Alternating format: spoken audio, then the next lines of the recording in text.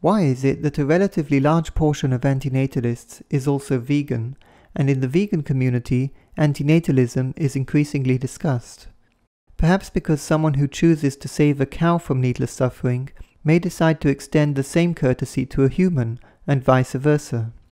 We could say that the common interest is to reduce suffering, but it's more specific than that. If a large portion of society goes vegan, it is neither their aim nor the result that all the superfluous animals will be released and given a good life. Instead, as demand decreases, so must production, meaning fewer animals created. So rather than reducing suffering that exists, both philosophies are about refraining from the creation of new life that will suffer, and both are willing to forego the benefits to avoid the cost. Vegans give up certain foods and products, and antinatalists forego the rewards of procreation.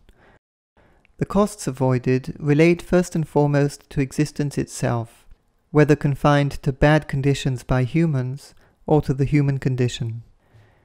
It's easy to imagine an antinatalist going vegan after realizing that a human's existential angst is nothing compared to the horrors of factory farming.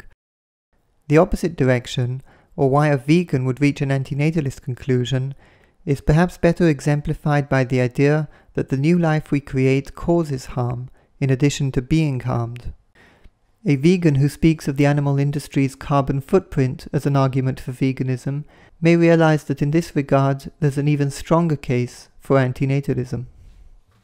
This question, and many others, are constantly thrown at vegans to show that no one is completely moral. It's a tactic known as whataboutism, and it implies that we can reject veganism for being ethically imperfect. But the vegan response is not to accept this conclusion.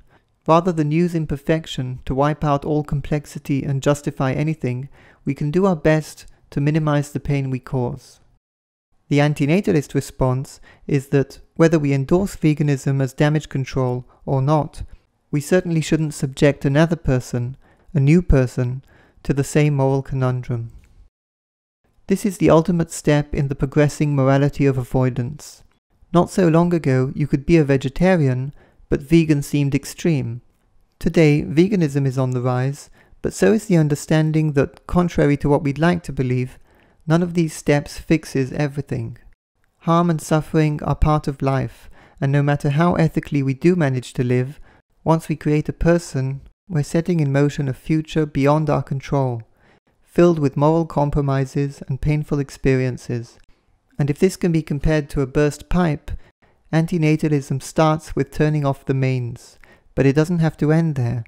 Once the negative effects of life are limited to a lifespan, there is a world of possibilities, of ways to reduce suffering, to reduce harm, and to be able to say one is doing one's best without that air of absurdity of mopping up the mess while the water is still gushing.